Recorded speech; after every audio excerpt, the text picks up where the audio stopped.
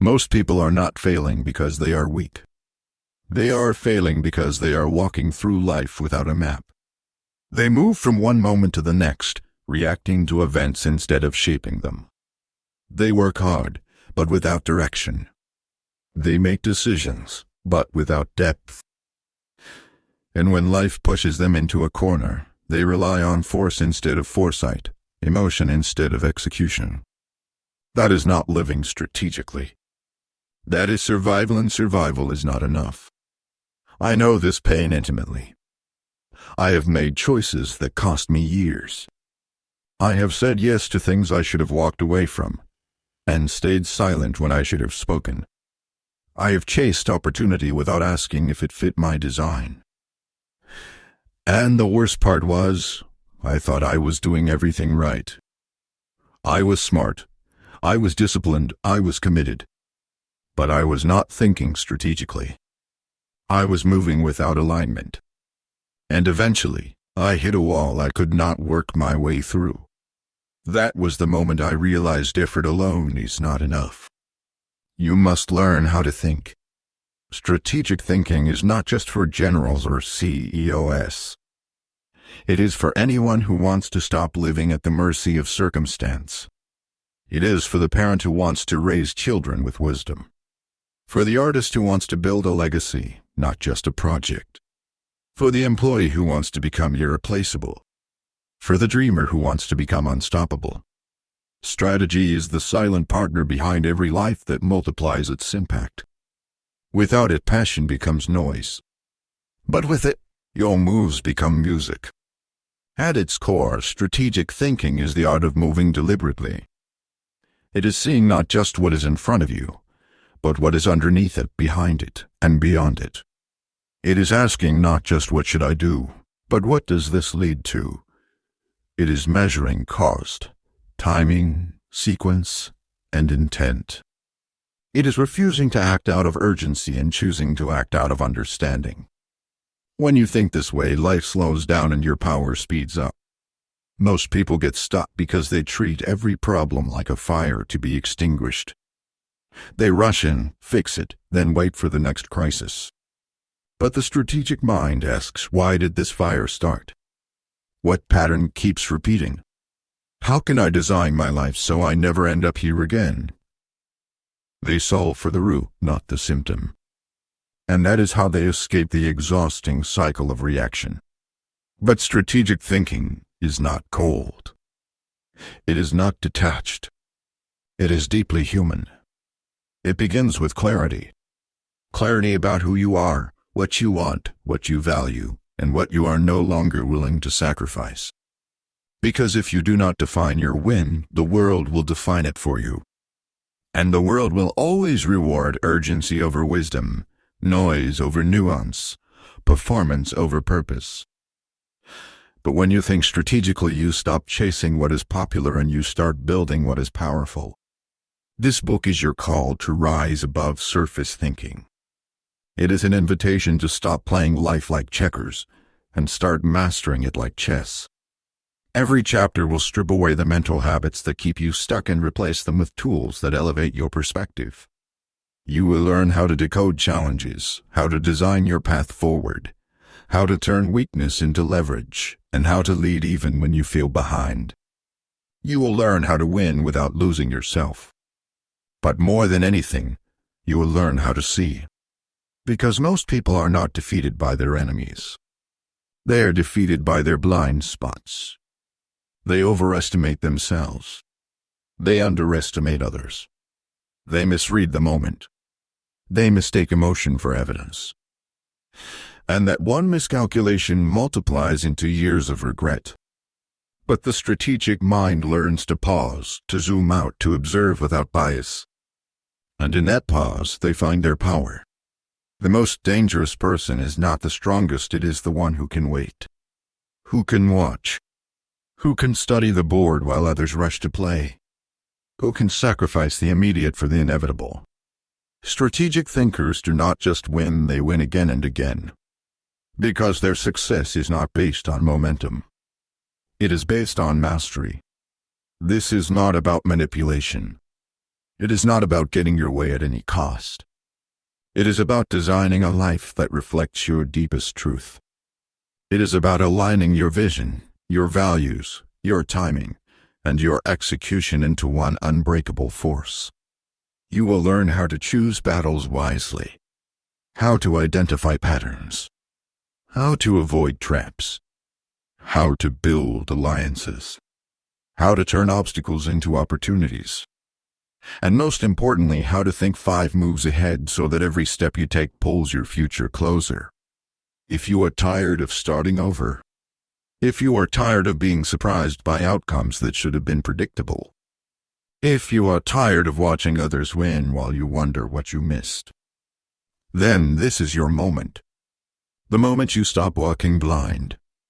The moment you stop throwing effort into the wind, hoping it lands somewhere meaningful. The moment you choose to live not by default but by design. The art of strategic thinking is not about becoming someone else.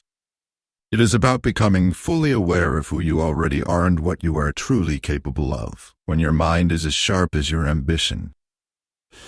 So begin. Let your life stop being a series of reactions. Let it become a campaign. A mission. A masterpiece of intention. Think deeper.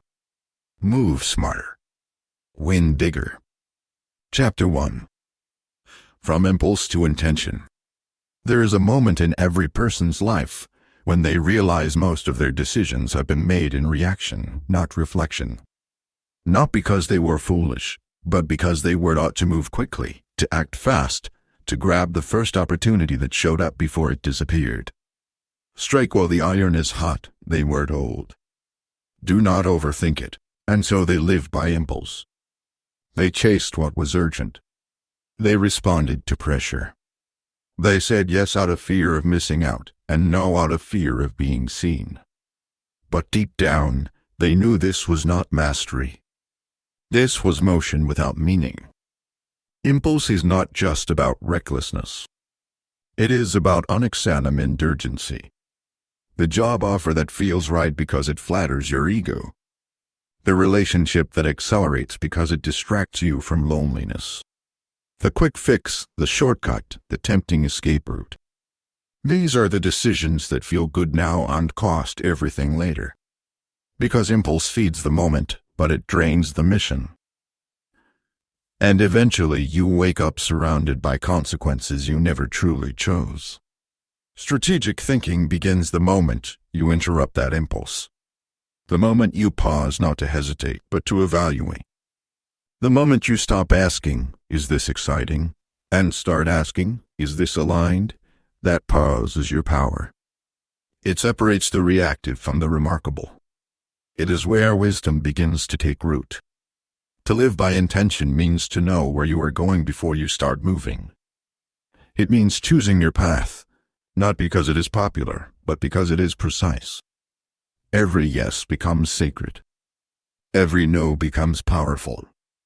You stop living to please others or to escape your discomfort, and you start living to fulfill a design that only you can carry. But you cannot move from impulse to intention until you get brutally honest about your patterns. How many times have you said yes just to avoid confrontation? How many times have you jumped at an opportunity without asking what it would cost? How many times have you chased someone's approval and called it ambition? This is not about guilt, it is about clarity. Because if you do not confront your patterns, they will become your prison. The strategic thinker is not fearless, they are aware. Aware of their tendencies. Aware of their weaknesses. Aware of the games others play. They do not run from this awareness, they build with it. They slow down their thinking to speed up their results. They study themselves the way a master studies the opponent, not to destroy, but to understand. Every great strategist begins with the question, what am I trying to build? Not what do I want to feel right now, but what do I want to create over time? Because anything you build in haste will crumble in pressure. But what you build with intention will stand long after the mood fades. This mindset shift changes everything. When you think like a strategist, You no longer chase what is shiny, you pursue what is sustainable. You no longer rush to fix problems, you study patterns. You no longer fear rejection, you calculate risk. You no longer ask, what is the fastest way? You ask, what is the right way for where I am going? Let me give you a story. A young man once built a business overnight. It went viral. The money came quickly. The fame followed. But what he built was based on impulse. Every decision was a reaction to pressure: more clients, more features, more expansion. Within 2 years he was burned out, bitter and broken. He said to me, I built something I hate because I never stopped to ask what I was actually trying to build. That is the cost of strategy minus less success. Now contrast that with the one who builds slowly, deliberately. She turns down what others celebrate. She waits while others rush. She studies before she speaks. And 10 years later, she has not only built something successful but something soulful. Something that reflects her values. Something that lasts. That is the difference between impulse and intention. You must learn to zoom out. To ask, if I say yes to this, what am I saying no to? If I take this path, where will it lead in 5 years? Is this a move that protects my identity, or one that trades it for applause? These questions will feel heavy at first, but they will save you from years of regret. Most people do not lose because they are weak. They lose because they never pause long enough to plan. They built their life on momentum, not meaning. And when the pressure came, it exposed what was never solid. Do not make that mistake. Build slow if you must. But build strategically. Build intentionally. This also means learning the art of restraint.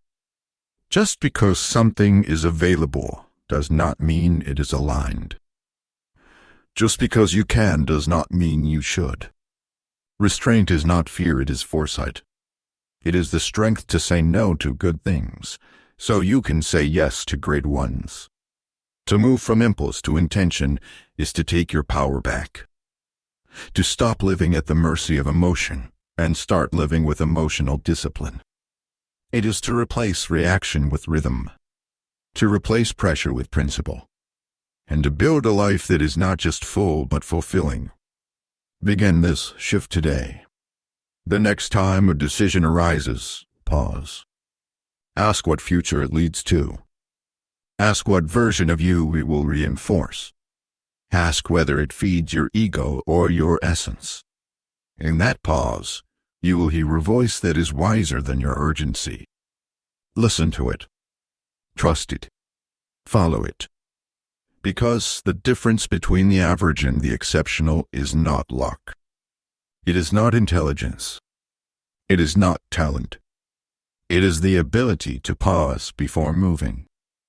To ask the right questions. To act with clarity. And to commit to a path, not because it is easy, but because it is yours. Chapter 2. The chessboard of life, thinking in moves, not moments. Life is not a series of isolated moments. It is a board. Every choice you make moves something forward, something backward, or something off the field entirely. But most people do not see the board. They only see the piece in front of them, the crisis, the opportunity, the emotion, the distraction. They react to the moment without asking what that moment is connected to. And so they live in a loop, making the same moves, facing the same losses, wondering why things never change. It is not fate. It is not bad luck. It is because they are not thinking in moves. The chessboard does not reward the impatient. It rewards the one who can see. Not just the next move, but the 5 after that. Not just the win in front of them, but the war around them. The strategist sees the whole picture while others obsess over the piece they are losing. He sacrifices the pawn because he understands what it opens. She retreats one step because she knows it draws the opponent into a trap. This is not trickery, it is vision. And vision beats reaction every single time. If you want to win in life, really win, you must learn to zoom out. Every situation you face is a setup for something greater if you can see beyond the surface. That job you hate may be the exact pressure that teaches you discipline for your dream. That rejection may be a redirection to the exact door that leads to alignment. But if you only see the sting, if you only see the moment, you will miss the move. You must begin to treat your life like a campaign, not a sprint. Stop measuring everything by how it feels today. Ask how it positions you tomorrow. Ask what patterns it reinforces. Ask what consequences it plants. Because nothing is neutral. Every yes echoes. Every no echoes. Every silence and every stand you take either strengthens your position or weakens it. And once you see this, you stop gambling, you start gaming. There is a difference between living and positioning. Living is automatic. Positioning is intentional. Living is showing up and seeing what happens. Positioning is showing up and knowing why you are there, what you want from it, and what you are willing to give to get it. This is not control. This is clarity. And clarity gives you leverage. Leverage is the difference between working harder and working smarter. Most people burn out not because they are lazy, but because they keep making moves that cancel each other out. They gain ground in one area, then lose it in another. They impress strangers but lose themselves. They chase money but forfeit purpose. Their life becomes a contradiction, forward on the surface, fractured underneath. The strategist learns how to stack moves, to align them, to build one upon another. Every decision is a stone in a larger foundation. Every conversation is a doorway, a test, or a bridge. Nothing is random. Nothing is wasted. Even failure becomes fuel because it reveals the pattern, the blind spot, the opportunity that emotion would have hidden. This way of thinking is rare because it requires restraint. It requires slowing down when the world is rushing. It requires asking uncomfortable questions. It requires saying no to easy moves in favor of essential ones. But the rewards, they are exponential. Because now, you are no longer playing checkers. You are playing chess. Not just with others, but with yourself. Let me show you the power of thinking in moves with a simple story. There was a man who felt stuck in a job he hated. Every day, he fantasized about quitting. One afternoon, he was ready to hand in his resignation. But instead of reacting, he paused. He asked, if I quit today, what is my next move? He had no answer. So he stayed, but with a different mindset. He began building relationships within the company, learning what made it run. Not to belong, but to understand. Within 6 months, he leveraged those relationships to pitch a new department, something the company had never considered. They said yes. He became a leader. Same company, same environment, but a new position because he played the board, not just the piece. You can do the same. With relationships, with career, with health, with dreams. Stop asking, how do I feel right now? And start asking, what move positions me best? That is the difference between movement and mastery. To think in moves also means you stop expecting instant returns. You become long-term-minded. You understand that what you plant in March will not blossom in April, but it will blossom if you tend it wisely. You develop patience, not from passivity, but from strategy. And people around you will not understand it. They will say you are too slow, too careful, too distant. Let them speak. Let them rush. Let them burn out. You are building something they cannot see, a life with layers, with leverage, with legacy. This does not mean you become cold. It means you become clear. You still feel. But you feel with focus. You still move. But You move with method. You still live. But you live like a builder, not a wanderer. From this day forward, choose to see the board. Ask yourself daily, what game am I really playing? What would be the strategic move, not just the easy one? If I keep moving this way, what will it cost me long minus term? These questions are not distractions. They are directions. They will show you what others miss. Because in the end, the one who wins is not the one who moves the most. It is the one who moves with the most meaning. Chapter 3. Anticipation, the hidden power that separates amateurs from masters. Most people spend their lives solving problems they could have prevented. They react to crises with intensity, believing that pressure is a badge of honor. But pressure is not power. It is the price you pay when you fail to anticipate. The masters do not wait for fire, they read the air before the smoke ever rises. They see the storm forming while others are enjoying the sunshine. They prepare, not because they are paranoid, but because they understand whoever sees first wins. Anticipation is the most underrated advantage in life. It is the invisible edge that separates those who are constantly catching up from those who quietly move ahead. It is what allows you to be ready, not surprised. And readiness is power. Not loud power, but unshakable, unbreakable, undeniable power. When you anticipate, you stop living at the mercy of other people's actions. You stop being a victim of "I did not see that coming." You begin to predict, prepare, and position yourself to respond, not react. Why do most people fail to anticipate? Because they are addicted to the now. They are busy, distracted, buried in their to-do list. They deal with what is in front of them, never questioning what is coming next. They solve what screams loudest, not what matters most. And when the unexpected hits, they act shocked. But it was never unexpected. It was simply unseen. The strategic thinker lives in dual timelines. One foot in the present, one eye in the future.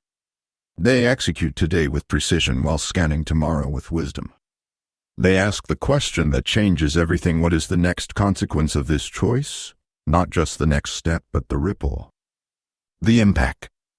The way today's decision will echo 6 months from now, a year from now, in your health, your relationships, your reputation.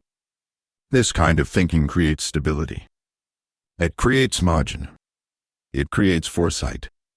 The kind of foresight that helps you spot weaknesses before they become failures. The kind of foresight that shows you a potential betrayal before it breaks you. The kind of foresight that gives you options when others feel cornered. Anticipation is freedom disguised as preparation. You can develop this skill. It begins with slowing down, with stepping back from your emotions and asking, if I were watching this situation from the outside, what would I see? It is the willingness to be honest, to confront what others avoid, to admit what you are pretending not to notice. Because what you do not face will eventually cost you. But what you confront early, you can convert into strength. Anticipation is also about studying patterns. Nothing in life is random. People repeat themselves. Systems have cycles. Emotions leave fingerprints. The one who sees the pattern becomes the one who leads. Because now you are not just reacting to life, you are reading it. A business collapses not because of one bad quarter, but because of years of ignoring warning signs. A relationship does not explode from one argument, but from countless unresolved moments no one wanted to examine. A dream dies not from one failure, but from repeated decisions made without strategy. If you learn to trace patterns, you will stop blaming people. You will start adjusting systems. Let me give you a story. There was once a woman who seemed to glide through every challenge. Her peers struggled with constant stress, but she moved calmly, almost perfectly. One day I asked her how she managed to stay so composed. She said, I study the cracks before they become earthquakes.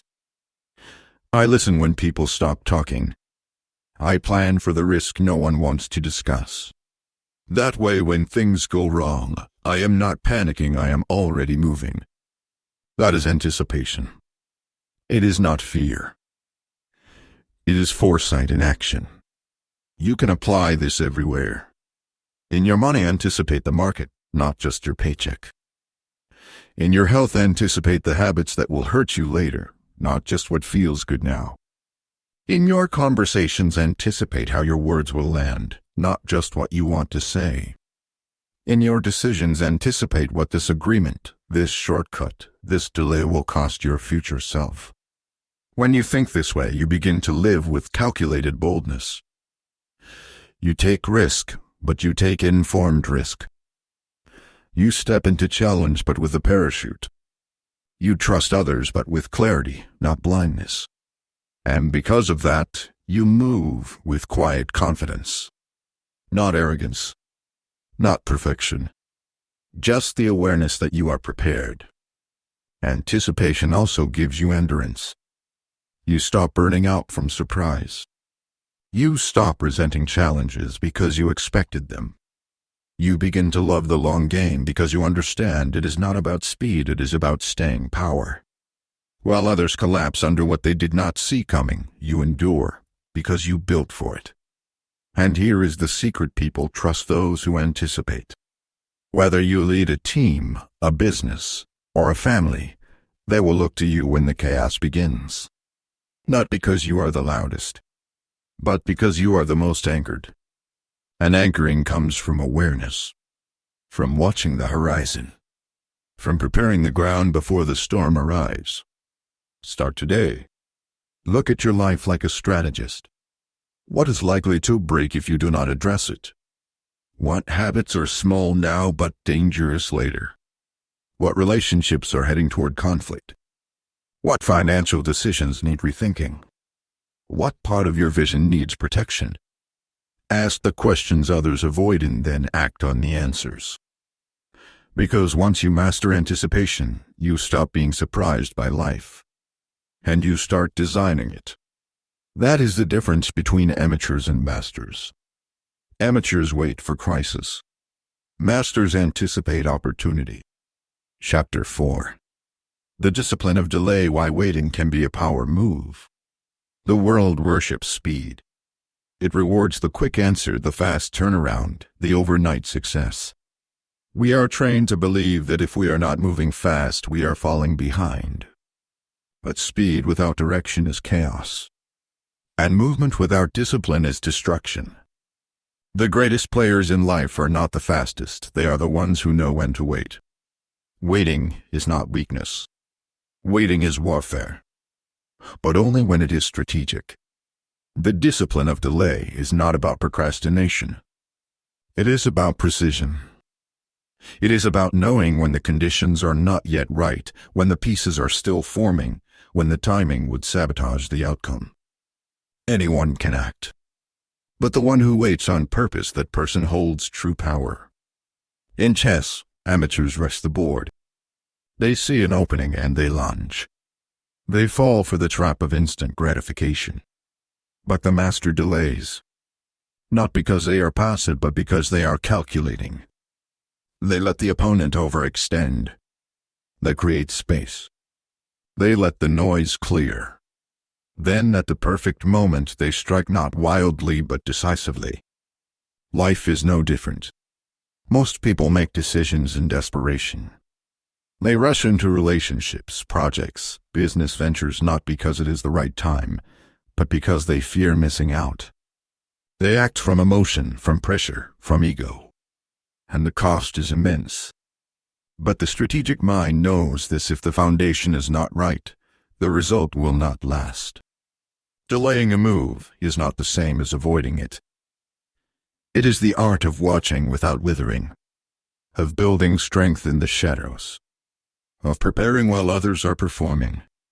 There is a sacred kind of power in the one who is willing to wait, watch, and not flinch. Because they are not driven by fear.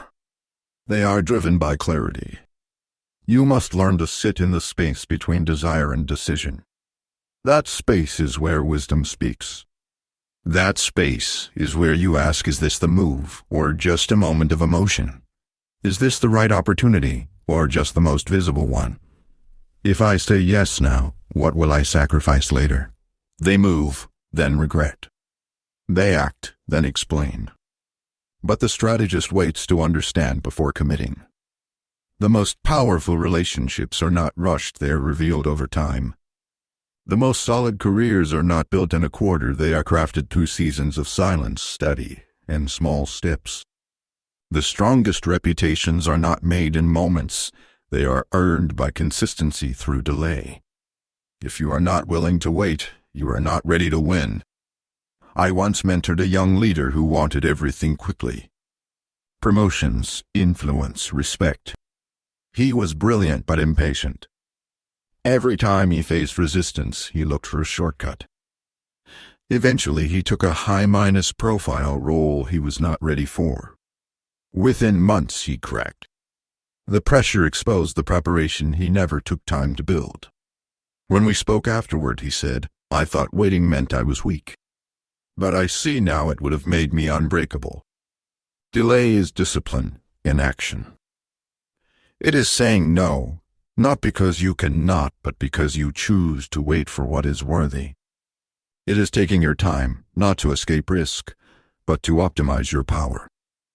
It is building roots before you show the fruit. But this only works when your waiting is active, not passive. You do not sit back in fear. You train while you wait. You study while you wait. You observe, refine, prepare. Waiting is not laziness, it is leverage. Every day you hold the line, you gain clarity. Every day you resist the urge to rush, you grow stronger. Until one day, the timing aligns, and your move comes with a weight no one can compete with. Look around your life. Where are you rushing that you should be refining? What decisions are being driven by insecurity instead of insight? What opportunities are testing your patience, but not yet aligned with your purpose? Learn to say not yet with confidence. Learn to delay not because you are unsure, but because you are clear enough to know that power without timing is waste. The discipline of delay sharpens your perception. It strengthens your resolve. It separates you from the masses. Because while they are rushing to prove themselves, you are preparing to position yourself. And when you finally move, it will not be noise. It will be impact. So do not be seduced by urgency. Do not measure your worth by how fast you get there. Measure it by how deeply you know when the time is right and how courageously you wait until it is. Because sometimes the strongest thing you can do is not move. Not yet. Chapter 5. Playing the long game, designing wins that last. Short-term wins feed your ego. Long-term wins feed your legacy. And if you do not know the difference, life will keep pulling you toward whatever looks shiny now while quietly stealing everything that could have been yours later. Most people are not losing because they lack intelligence. They are losing because they keep trading what is ultimate for what is immediate. They have not been taught to think in years, they have only been taught to survive the next few weeks. But every great builder, every true leader, every soul that creates something lasting, they have one thing in common: they are playing the long game. They understand that real victory does not come from doing everything now. It comes from doing the right things, again and again, for longer than anyone else is willing to. When you play the long game, you become immune to the emotional swings that trap most people. You stop quitting after one setback. You stop chasing applause after one success. You stop measuring your progress by how much you can show off today. Because you know what they do not. Consistency is a superpower. And vision is not proven by intensity, it is proven by endurance. Most people are addicted to beginnings. They love the thrill of starting. The fresh page, the first step, the honeymoon phase of a goal. But beginnings are easy. Endings are rare.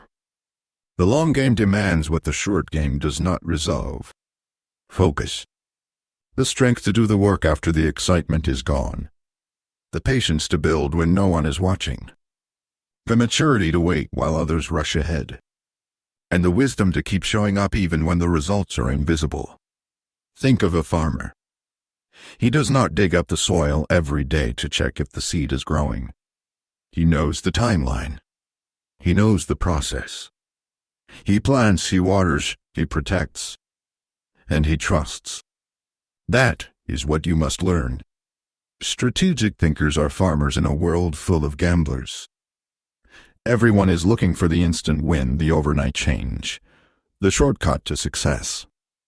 But they end up tired, bitter, burned out. Not because their goal was wrong, but because their strategy was shallow. Playing the long game means you define success on your terms. Not social media's. Not your peers. Not your family's. You choose what matters. And you build it slowly, deliberately, unapologetically. You let go of the pressure to prove. You stop measuring yourself by other people's pace. You start measuring by alignment. Is this still connected to who I am? Is this still pointing to where I want to be 5 years from now? The long game also reveals your real motives. Because you will not sustain what you do not deeply believe in. If your goal is to impress, you will burn out. If your goal is to prove someone wrong, you will lose steam. But if your goal is born from conviction, if it is rooted in something bigger than convenience, you will keep moving long after the crowd has disappeared. Let me share a moment that changed me forever. I once sat with a man whose company had failed 3 times before it became a global brand. I asked him, what made you keep going? He smiled and said, everyone else was playing checkers. I was playing chess. They were trying to win this month. I was trying to build something my grandchildren would inherit. That line stayed with me. Because that is what strategic thinking is, living today in a way that builds a tomorrow worth arriving at. But playing the long game is not about perfection. It is about resets. You will fall off. You will get discouraged. You will want to give up. And when you do, you will have a choice: start over with shame or reset with strategy. The long game forgives failure. What it cannot tolerate is abandonment. You can go slow. You can be messy. But you must keep going. This mindset also changes how you see problems. A short-minus game thinker sees an obstacle and asks, how do I get around this as fast as possible? A long-minus game thinker asks, what can I learn from this? How will this strengthen my next 5 steps? Problems become teachers. Delays become refinement. Losses become leverage. You begin to live with a calm urgency. You move with passion but not panic. You adjust your methods, but not your mission. You evolve, but you do not abandon. That is rare. And that is powerful.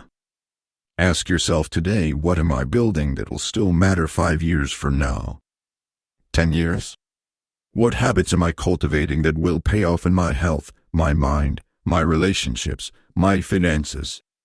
What investments am I making in myself that will compound, not just improve? If the answer is I do not know, then you are not playing the long game yet. But you can. You can start today. With one small act of discipline. With one moment of clarity. With one new boundary, one courageous decision, one consistent commitment. This is not about hustling harder. It is about building smarter. It is about designing a life that is not just busy but aligned. A life that is not loud but lasting. Because in the end, it is not the one who starts fast that wins.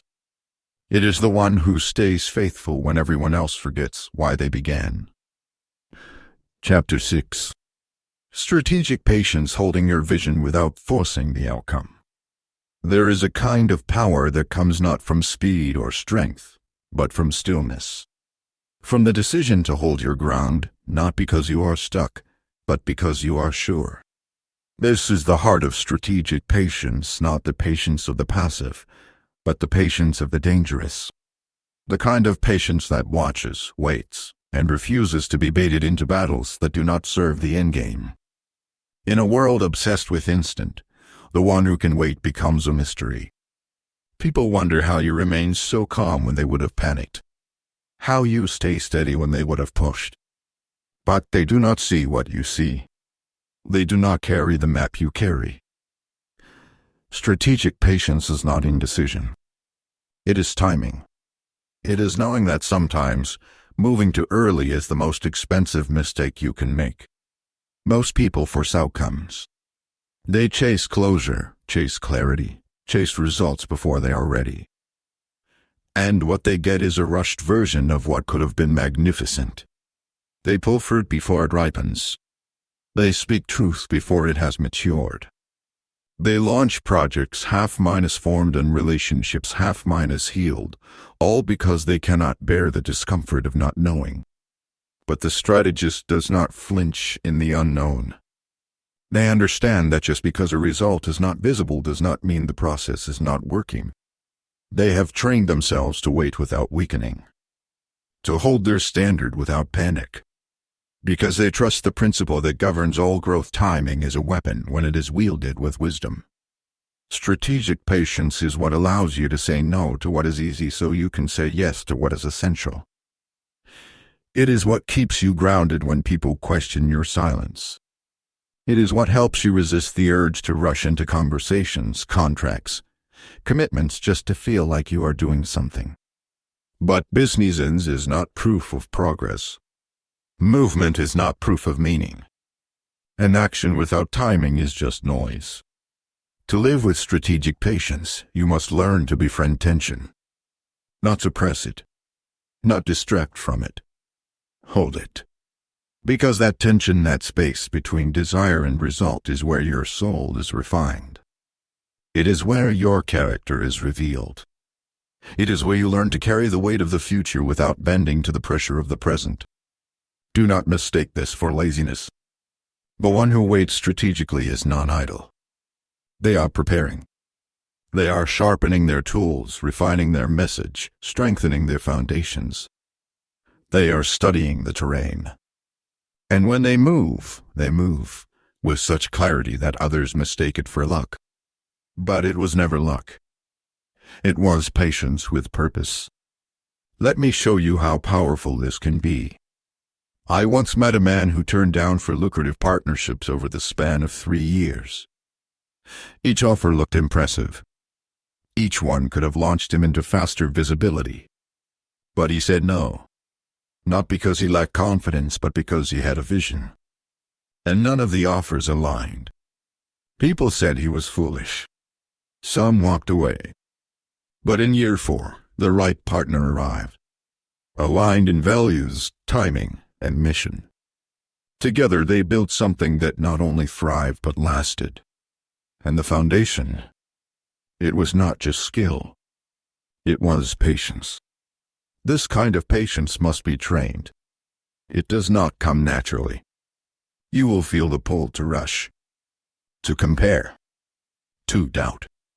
Especially when you see others moving faster. Especially when people start asking, why are you waiting?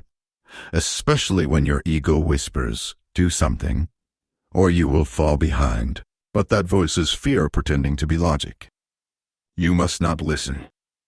Instead, return to your why. Return to the long game. Ask yourself, what am I building? Is this move aligned or just available? If I wait, what clarity will I gain? Because clarity is what patience gives you. And clarity is what turns average decisions into legacy moves. Patience also reveals who belongs in your vision. The right people will not pressure you. They will honor your pace. They will understand that waiting does not mean weakness, it means wisdom. But the wrong ones, they will try to rush you, manipulate you, guilt you into hasty yeses. Let them go. Because urgency will never birth destiny. To develop strategic patience, practice these things daily. Slow your response. Not every message needs a reply right away. Delay, reflect, then respond. Question your urgency. Ask, what am I afraid will happen if I wait? Stretch your timelines. Stop asking what can happen in 30 days. Start asking what you can build in 3 years. Feel the fear and do not move until wisdom confirms the direction.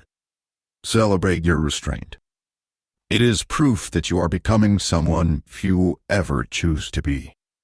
The world may not applaud you for this, but the results will. The peace will. The strength will.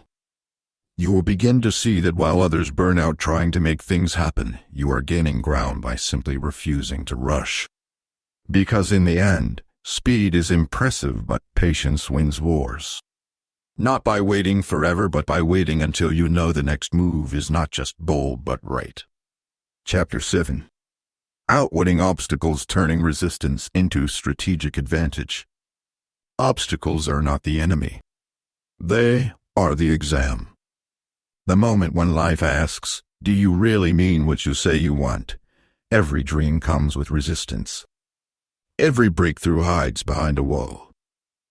And what separates those who achieve from those who abandon is not talent, not charm, not even intelligence. It is strategy. The ability to look at what blocks most people and say, this is not the end, it is a door. But most people do not see the door. They see frustration, delay, injustice. They feel resistance and assume it means something is wrong. That they picked the wrong goal, the wrong time, the wrong path. So they retreat. They downsize their vision. They tell themselves a new story about why it was never meant to be. But the strategic thinker responds differently. They do not see resistance as rejection. They see it as refinement. Because resistance is information. It reveals what is weak, what is missing, what you have not yet mastered. It shows you the cracks in your plan and the fears in your spirit. It tests your discipline and exposes your assumptions. But if you are willing to study it, you can leverage it. You can turn the wall into a compass. You can use the pressure to find the path. Every obstacle is a message you must evolve. You cannot face a new level with old patterns. And resistance is how life invites you into the transformation required. But the moment you stop reacting emotionally to the obstacle and start responding strategically, everything changes. Here is how. First, change your question. Most people ask, why is this happening to me? The strategist asks, what is this here to teach me? This one shift turns every block into a blueprint. Now you are not stuck, you are studying. You are not panicking, you are positioning. Next, stop trying to overpower the obstacle. That is what amateurs do. They try to push through without plan. They double their effort without adjusting their approach. But what if the obstacle is not meant to be pushed? What if it is meant to be outwitted? Sometimes, the best move is not forward, it is sideways, around, or even backward for a season. Strategy is not always linear. It is lateral. It is creative. It sees that the shortest distance between 2 points is not always a straight line. Let me give you a real example. A young entrepreneur tried to break into a saturated market. Every direct attempt failed.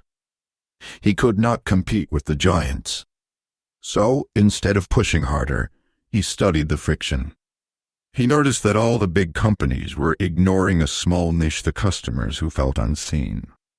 He pivoted. He built a product just for them. Within 2 years, he was not fighting the giant. He had become essential to the very market they had overlooked. He did not win by attacking the wall. He won by walking where no one was watching. This is the mindset of the strategist. If the door is locked, I will look for a window. If the road is closed, I will build a bridge. If the audience is silent, I will listen deeper. There is always a move. Always. The key is not force, it is flexibility. But this only works if you stop taking resistance personally. The obstacle is not punishing you. It is shaping you. It is showing you the difference between wanting unwillingness. Wanting the goal is easy. Being willing to adjust your strategy, question your beliefs, and humble your ego. That is rare. And that is what turns resistance into momentum. You must also learn to think multiple moves ahead. Most people see an obstacle and only consider how to solve it today. But the strategic thinker asks, what happens after I solve this? What new challenge does this create? What chain reaction am I starting? This kind of foresight prevents you from solving one problem only to create 3 more. It allows you to build solutions that scale, that stick, that strengthen your entire position. And sometimes the best strategy is stillness. Not retreat. Not reaction. Stillness. The ability to observe the obstacle without emotional chaos. To sit with the discomfort long enough to see the real problem, not just the surface inconvenience. To wait until you can make a move that is elegant, effective, and expansive. This requires emotional maturity. Because obstacles will try to provoke you. They will tempt you to act out of fear. To prove something. To quit early or to push blindly. But the one who can breathe deeply, calmly while others scramble, has the advantage. Every time. Ask yourself right now, what obstacles are you facing that you have been trying to overpower instead of outwit? Where have you reacted emotionally instead of responding strategically? Why have you interpreted resistance as rejection when it might be a redirection? The answers will not come all at once. But they will come if you learn to study the wall. If you stop asking it to move and start learning what it is made of. What assumptions it is exposing. What truths it is protecting. What growth it is requiring. Because the truth is, these obstacles do not block the path. They are the path. The path to clarity, to precision, to strength, to wisdom. And those who outlast the resistance, those who listen instead of panic, design instead of react, and adapt instead of quit, will turn every obstacle into elevation. Chapter 8. Mastering mental terrain, outthinking before outacting.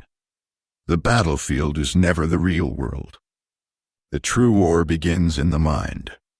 Before a deal is made, before a speech is spoken, before a risk is taken, the outcome is first determined by how you think. But most people spend their lives trying to change their circumstances without ever challenging their internal script. They think like victims and wonder why they live like pawns. They feel like everything is happening to them, not through them. They confuse motion for momentum and react faster than they reflect. But the strategist knows better. The strategist wins the war in the mental terrain before ever stepping into the world. Your thoughts are the generals of your behavior. They give orders. They set direction. They determine whether you approach a situation from a place of curiosity or combat, fear or clarity, ego or vision. And if you do not take command of those thoughts, you will be led by voices that weren't ever yours to begin with. Childhood conditioning. Cultural programming. Inherited fear. Outdated beliefs. They will run your mind like a virus runs a system quietly, until everything crashes. Strategic thinking demands that you stop moving long enough to observe your mind. To notice the script you have accepted without challenge. I have to do it all. I am behind. If I fail, I will lose everything. These are not just thoughts. They are strategies of self-sabotage. You cannot win big in life while carrying the weight of thoughts that were designed to keep you small. The first discipline is mental distance. You must learn to observe your thinking without becoming it. You are not your thoughts. You are the one who sees them. And once you can see them clearly, you can begin to choose. Not every thought deserves a reaction. Not every emotion deserves a voice. Not every fear deserves your attention. This does not mean you suppress, it means you strategize. Every emotion is a signal, but not every signal requires a sprint. The strategist feels anger and asks, what truth is this pointing to? They feel fear and ask, what do I not yet understand? They feel jealousy and ask, what is this showing me about what I have not yet built? The difference is simple amateurs react. Strategists inquire. And inquiry creates insight. Once you train your mind to ask questions instead of make assumptions, you unlock a deeper level of intelligence. You begin to see patterns others miss. You begin to sense what is behind the moment, not just what is in it. You begin to anticipate emotional traps and navigate them with grace. And most of all, you begin to think before you act, not just because it is wise, but because it is powerful. Let me show you the danger of untrained thought. A leader once came to me in crisis. He was burning out, losing control, reacting to everything and everyone. I asked, what thought runs through your mind before each decision? He paused, then said, I always feel like if I do not act now, it will all fall apart. That thought, repeated thousands of times, had shaped a frantic life. He did not need a new schedule. He needed a new strategy of thought. We rewrote it. I act when it is clear, not when it is urgent. That one shift restored his clarity. And with it, his power. Your thinking must serve your direction, not your dysfunction. Most people use their minds to reinforce their fears. They imagine worst-case scenarios, replay past failures, assume rejection before they speak. They spend more energy defending their limits than designing their future. But the strategist uses the mind to build, not to block. To create, not to collapse.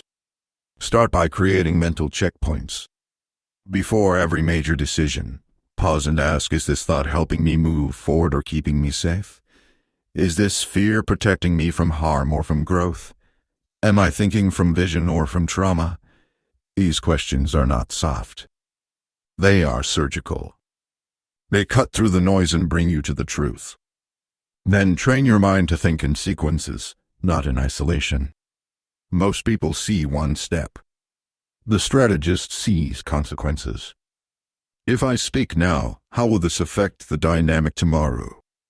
If I accept this role, what doors will close 3 years from now? If I ignore this emotion, where will it show up next? This is not anxiety, it is architecture. It is building a life where every piece connects, where every thought aligns with the outcome you actually want. Your mind must become a command center, not a courtroom. A place of design, not just judgment. You must stop replaying old pain and start rehearsing new outcomes. You must stop using imagination to reinforce doubt and start using it to build strategy. Because whatever you dwell on, you move toward. This is the mental terrain. And it is sacred. Because once you master your inner world, the outer world bends. People feel your clarity. Your energy becomes consistent. Your decisions become clean. You stop second-minded guessing. You stop apologizing for your pace, your boundaries, your path. You stop needing constant validation because your vision becomes enough. And most importantly, you begin to think before you act, not just intellectually, but strategically. You are no longer chasing certainty. You are leading yourself through ambiguity. And that is what separates the reactive from the remarkable. You do not need more motivation. You need more mental alignment.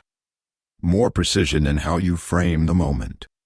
More courage in how you interrupt unhelpful thought loops. More patience to think a few steps deeper than the world around you. That is how you win. Quietly. Deeply. Intentionally. Because the ones who win big are not the ones who move the fastest. They are the ones who think best before they move at all. Chapter 9. The power of positional thinking: where you stand determines what you see. You cannot make a great move from the wrong position. You can be brilliant, determined, gifted, but if you are standing in the wrong place, your vision will be distorted, your strategy will be flawed, and your strength will be wasted. Strategic thinking begins not with action, but with position. Because where you stand determines what you see. And what you see determines what you do. Most people do not fail from lack of effort. They fail from lack of perspective. They are too close to the pain to see the lesson. Too deep in the noise to hear the signal. Too emotionally invested to make a wise decision. They act from hurt, from urgency, from pride. They strike before they study. They defend before they discern. They believe what the moment tells them instead of asking what the position requires of them. But the strategist steps back. They ask, where am I standing right now and how is it shaping my thinking? They zoom out before they zoom in. They observe the board, the players, the tempo. And then, only then, do they move. Not with haste, but with precision. Because they know every position has a perspective. And the right perspective turns confusion into clarity. Consider a game of chess. You cannot understand the game from one corner of the board. You must rise above it. The best players do not just see the pieces, they see the relationships between the pieces. They do not just see threats, they see openings. Not just problems, but patterns. That kind of clarity does not come from talent. It comes from positional mastery. This applies to every area of life. In a relationship, are you standing in defensiveness or in curiosity? In a negotiation, are you standing in desperation or in leverage? In your career, are you standing in reaction or in design? Where you stand emotionally, mentally, even physically shapes what you believe is possible. And most people do not change their life because they never change their position. Think of someone in conflict. If they only see through their pain, they will never perceive the other person's intent. If they only see through their fear, they will mistake every disagreement for betrayal. But if they change position even internally, they can begin to see the fuller picture. They can ask better questions. They can stop attacking and start advancing. Positional thinking also means choosing your altitude. Some problems cannot be solved at ground level. You need elevation. You need to rise above the moment, the emotion, the pressure. You need to look at your life like a strategist looks at a battlefield. Where are the choke points? Where is the real opportunity? What ground must I protect, and what ground can I let go of? Elevation brings proportion, and proportion brings peace. What feels like the end of the world at a low altitude often becomes a small adjustment at a higher one. But if you never rise, you will fight battles that do not matter, miss ones that do, and wonder why your energy never adds up to progress. Let me give you a story. A woman I worked with once told me she was ready to quit her career. Burned out, undervalued, exhausted. I asked her, from where you are standing, quitting looks like the only option. But what if you moved emotionally, mentally to a position of power? What if you stopped asking, why is this happening to me? And started asking, what position am I in that makes this inevitable? She paused. Days later, she wrote a proposal to reposition herself inside the company. It was approved. She kept her career and gained her clarity. Not by changing the job, by changing her position within it. This is the invitation: stop reacting to the view. Start questioning the vantage point. Do not ask, why does this look like a dead end? Ask, where am I standing that makes it seem that way? Move. Step back. Rise higher. Shift your lens. Strategic thinkers reposition before they react. They take one breath, one step, one adjustment, and suddenly the entire map changes. Because they see what others are too close to understand. This also means refusing to play from positions that compromise your core. If being liked costs your truth, you are in the wrong position. If keeping peace means abandoning purpose, you are standing in fear. If comfort prevents growth, it is not safety, it is stagnation. The strategist asks, what position allows me to see clearly, choose wisely, and move powerfully? Sometimes the most strategic thing you can do is retreat. Not to give up, but to regroup. To gain clarity. To let the fog settle. You are not losing ground, you are reclaiming vision. And with vision, you can do more in one move than others do in 100. Where in your life have you been stuck, not because of what is happening, but because of where you are standing to look at it? What if your next breakthrough is not in more effort, but in a different angle? Your current position is shaping your strategy. Your strategy is shaping your outcomes. Your outcomes are shaping your life. So choose your position with precision. Protect your altitude. And never forget, what you can see determines what you can build. Chapter 10. Strategic relationships aligning with power, not just people. No one builds an empire alone. No vision is fulfilled in isolation. Every great achievement is a web of aligned minds, loyal hands, and shared momentum. But most people fail not for lack of effort, but because they are surrounded by the wrong energy. They confuse closeness with compatibility, loyalty with alignment, history with harmony. And in doing so, they spend years trying to pull dead weight up the mountain of their calling. Strategic thinking demands that you view relationships not just emotionally, but architecturally. Every person in your life is either building, blocking, or draining your vision. Every conversation is a deposit or a debt. Every interaction is either refining your clarity or muddying your mind. That does not mean people are to be used, it means energy must be stewarded. And if you do not steward the relational spaces in your life, they will slowly unravel everything you are trying to construct. The strategist does not collect people, they curate relationships. They ask, does this person sharpen my thinking or distract it? Does their presence elevate my standard or enable my stagnation? Are we building the same future, or are we clinging to a past that no longer fits us? They are clear ones. Because emotional maturity means understanding that love is not enough if the direction is wronged. Your relationships must be filtered through purpose. Not preference, not comfort, not obligation, but purpose. If someone constantly pulls you away from what you know you are here to do, they are not supporting you, they are softening your strategy. And if you tolerate that, it is not loyalty. It is sabotage. Look around your life. Who challenges your excuses? Who reminds you of your vision when you get lost in emotion? Who holds your standard when you forget your worth? These are your allies, your mirrors, your expanders, and they are worth everything. But you must also have the courage to identify the distractions. The ones who celebrate your comfort but never call you higher. The ones who disappear when discipline enters the room. The ones who confuse your presence with permission to stay the same. These people are not evil, but they are expensive. Because every conversation that normalizes mediocrity chips away at your clarity. Strategic alignment means building relational environments that reinforce your identity.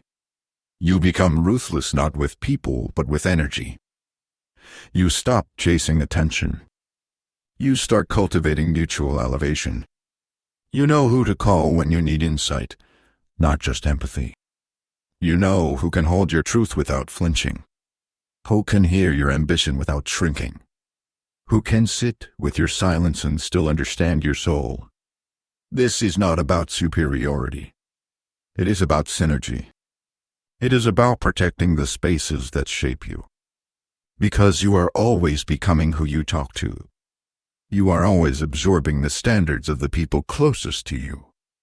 And if those standards are low, no amount of internal motivation will save you from eventual decline. I once worked with a leader who felt deeply stuck. His vision was sharp, his plans were clear, but his progress was slow. When we examined his environment, the answer became obvious. He was surrounded by comfort-minded seekers. People who praised his ambition but secretly resented it. People who never challenged his blind spots because they feared his growth would leave them behind. He had loyalty, but no leverage. So he made a shift. He started having new conversations. He joined new tables. He stopped explaining his vision to people who were not designed to carry it. Within months, his energy changed. His execution sharpened. Not because his circumstances improved, but because his alignment did. That is what relationships do. They either sharpen your strategy or dull it. They either accelerate your path or drain your direction. So ask yourself today, who am I building with? Who truly sees me not just as I am, but as I could be? Who speaks to my potential, not just my pain? Who can walk with me in the quiet seasons of planning, not just the loud moments of winning? And who, no matter how much history we share, no longer fits the future I am designing? This is sacred work. Strategic relationships are not just about who is around you. They're about who is allowed to shape your atmosphere. Your decisions. Your energy. The strategist chooses this intentionally. They create inner circles, not open doors. They are generous with love, but selective with access. They do not explain their standards, they embody them. And in doing so, they attract the ones who are ready to build, to think, to rise. Because when your alignment is right, your acceleration is inevitable. Chapter 11. The Art of Quiet Power: Winning Without Noise. The loudest person in the room is almost never the most powerful. True power rarely announces itself. It does not beg for recognition. It does not dominate through force. It moves subtly. It influences silently. It changes the atmosphere by being, not by boasting. And yet, in a world that rewards visibility and volume, the art of quiet power is often overlooked, but it is the power that lasts. Quiet power is not weakness. It is not silence born from insecurity. It is strength trapped in stillness. It is the ability to hold your position without performance, to know your worth without having to parade it, to make moves without explaining your motives. It is dignity without drama, direction without demand. Most people misunderstand power. They think it means control. They think it means dominance. So they chase applause, platforms, and popularity, believing that if enough people see them, they will finally feel strong. But that is not power. That is dependency.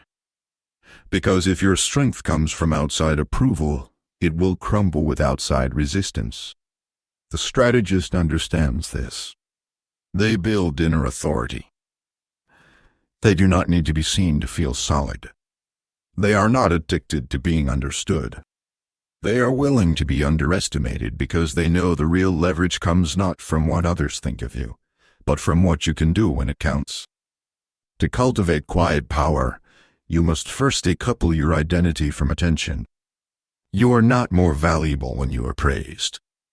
You are not less valuable when you are ignored. You are constant, steady, aligned. This internal stability is what allows you to make clear decisions under pressure, to remain calm when chaos hits, to walk away from things that no longer serve you, not with bitterness but with clarity. Quiet power is also observant. While others are talking, performing, defending, you are reading. The room, the dynamics, the energy. You are studying before speaking, listening before leading. And because of that, when you do speak, your words carry weight. You do not need volume. You have velocity. A single sentence from someone rooted in quiet power can shift the entire tone of a meeting, a relationship, a negotiation. Let me give you a moment I will never forget. I was in a room with high-level executives, strong personalities, rapid debate. Everyone was fighting to be heard. Then, a woman who had said nothing for 40 minutes raised her hand. The room went still. She said 2 sentences. No emotion. No fluff. Just pure clarity. And everything changed. The decision was made. The tension evaporated. Why?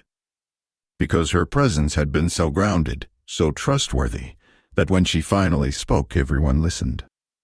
That is what quiet power does. It creates impact without intensity.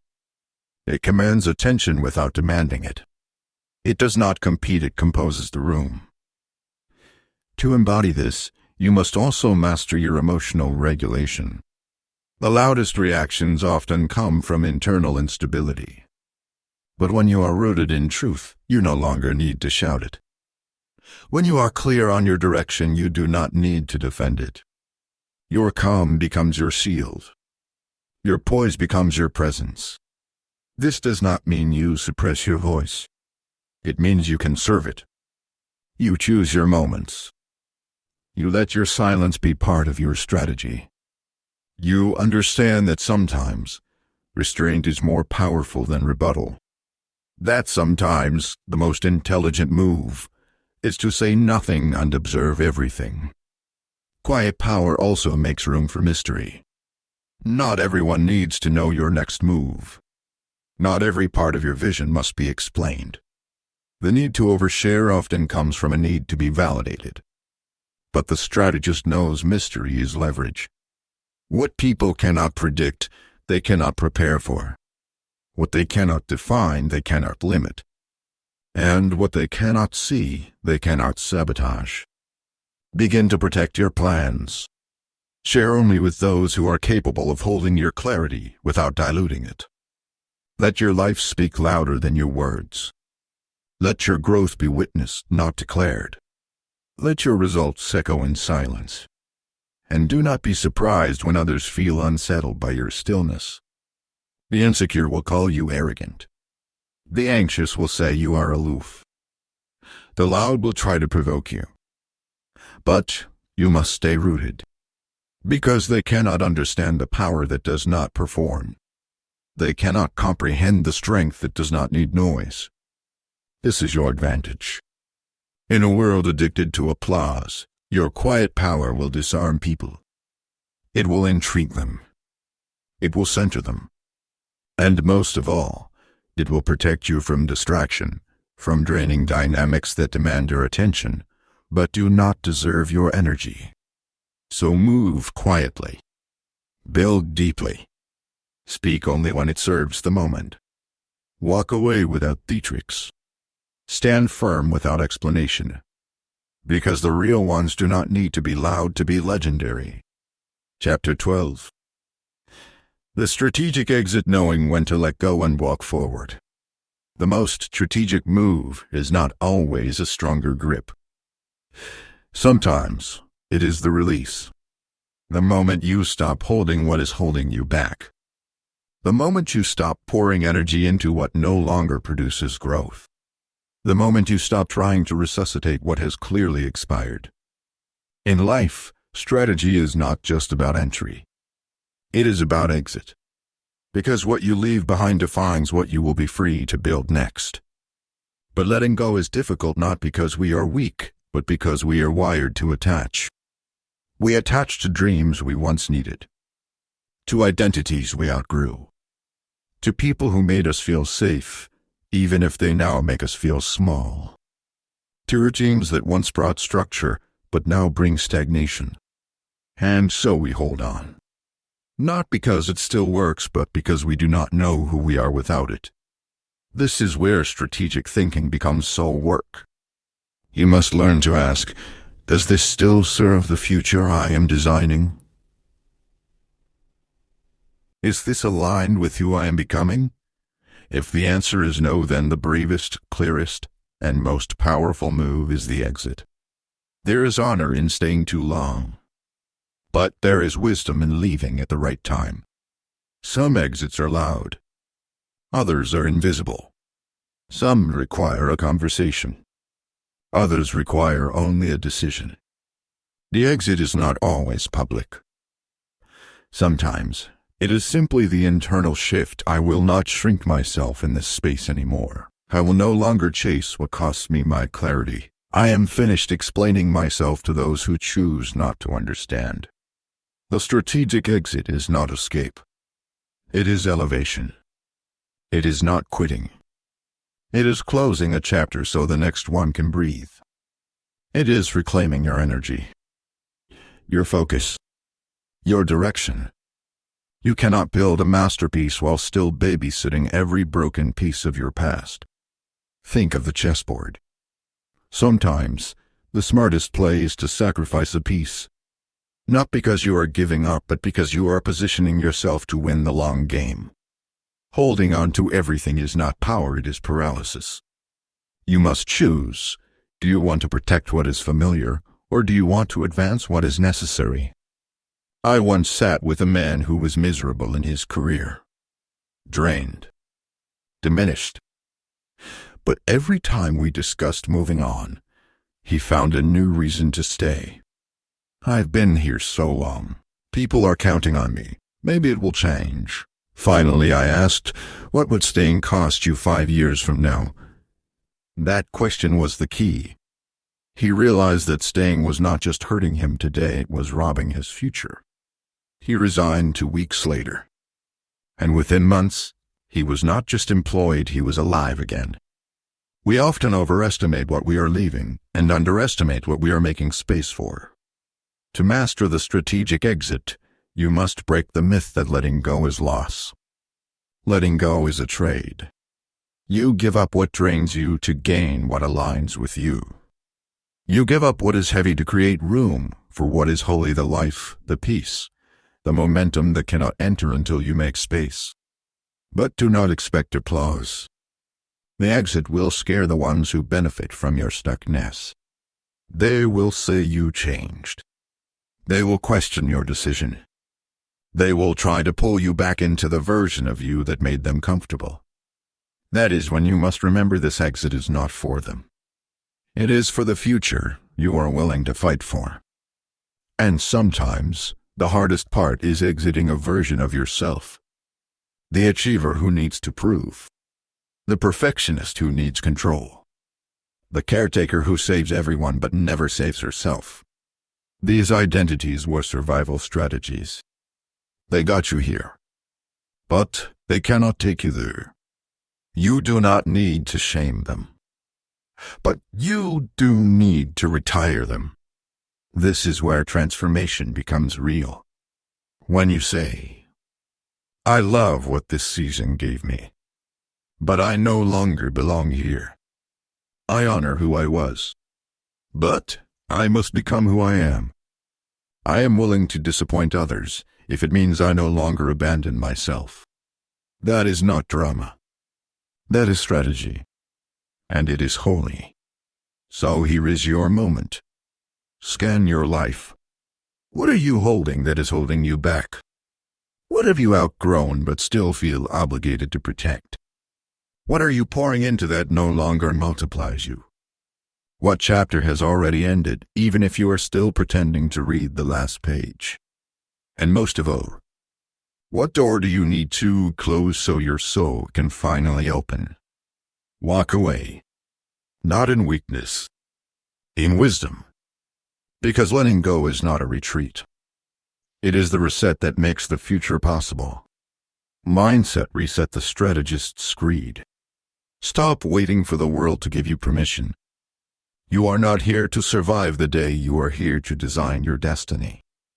You are not here to perform on someone else's stage, you are here to build the arena that matches your calling. But you cannot build a masterpiece with a fragmented mind. You cannot win like a strategist while thinking like a survivor. This is your moment to reset not just your goals, but your operating system. Everything changes when you stop living by chance and start living by calculation. Not rigid, not robotic, but rooted in reason, in rhythm, in ruthless clarity. Because what you tolerate in your thinking, you replicate in your reality. What you leave unexamined becomes your limitation. And what you excuse today becomes your exhaustion tomorrow. You must think differently now. You must set a new standard not just for what you want, but for how you think about what you want. That is what this mindset reset is for. To call you out of the fog of reaction and into the light of design. Start with this creed. No more emotional decisions without strategic evaluation. No more urgent yeses that violate long-minded term direction. No more explaining your standards to those committed to misunderstanding them. From now on, every move must serve the mission. You are not here to look busy. You are not here to prove you are worthy. You are here to build, to position, to multiply your influence without losing your soul. If an opportunity does not align with your core direction, it is a distraction.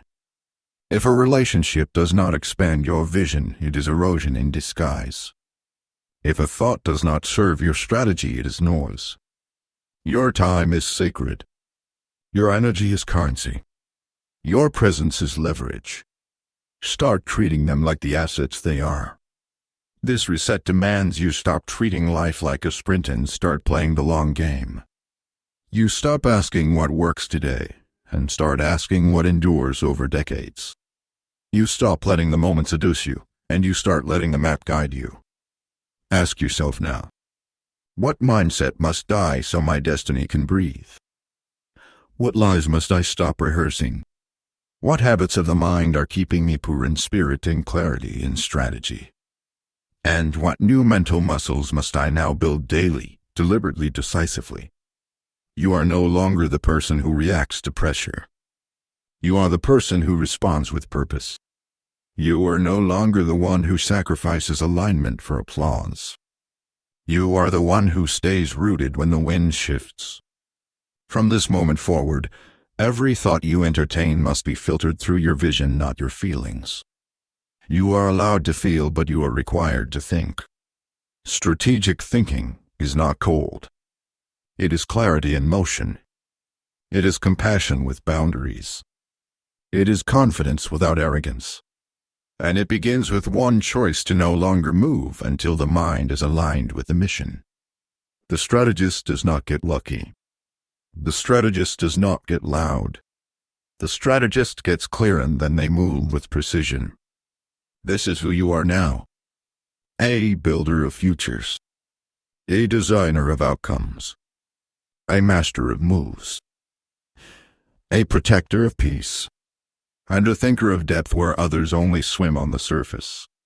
The final call: think like a master, move like a force. This is the moment. Not to understand more, but to become more. You have walked through principles, patterns, paradigms. You have studied the terrain of strategy, the science of stillness, the structure of decisive moves. But none of it matters until you move with it. Until your life becomes the embodiment of what you now know. The greatest thinkers are not buried in books. They are builders. Their wisdom shows up in how they respond under pressure, in how they decide without noise, in how they speak only when words will shift something, in how they walk into chaos and become the calm. This is the final call: to become one of them. Not in theory, an identity. You are no longer allowed to live reactive, to be surprised by every storm, to beg for clarity while ignoring your power. You are no longer allowed to wait for the perfect moment, the perfect plan, the perfect support. The world does not reward perfection. It rewards the one who moves with conviction, even when the map is incomplete. You have learned how to pause before deciding, how to step back and scan the board, how to hold your silence like a sword and strike with clarity. You know now that every move has a cost. That every yes must echo into your future. That every no must be a defense of your direction. You know that energy is finite. That focus is a weapon. That silence is not absence, it is strategy. From this day forward, you do not chase momentum. You manufacture it. You do not chase people. You choose them. You do not chase purpose. You practice it. This is your declaration: I will live on purpose. I will move with design. I will build what aligns with my soul, not what impresses strangers. I will stop explaining my vision to people whose thinking is threatened by discipline. I will stop negotiating my standard for moments that feel good but mean nothing. I am no longer available for shallow thinking. I am no longer available for rushed living. I am no longer available for relationships that confuse attention for alignment. I am no longer available for a life designed by fear. From here, you are either building or you are bleeding. You are either choosing or being chosen for. You are either in the seat of the strategist or the cycle of the survivor. And you were not made to survive. You were made to master. The strategist wins not because they are perfect, but because they keep the vision bigger than the setback. Because they move with memory, remembering what matters, what works, and what will lead them to a future that fits their highest standard. Let every room you walk into feel your clarity before your words. Let every decision you make carry the echo of foresight. Let every relationship you keep reinforce your direction. Let your discipline become your identity. Your stillness become your strength. Your words become rare but unforgettable. You are now the one who watches while others rush. You are now the one who waits without withering. You are now the one who acts not to prove, but to position. You are now the one who sees 5 moves ahead and speaks only when it is time to strike. This is not just strategy. This is sovereignty. This is not just intelligence. This is embodiment. And now, the board is yours. Make the move. Let your life prove what your thoughts have prepared. Build it all with silence, with certainty, and with the brilliance of a mind that no longer begs for clarity but creates it. The game is no longer happening to you. You are the game now. And no one outplays the one who knows who they are.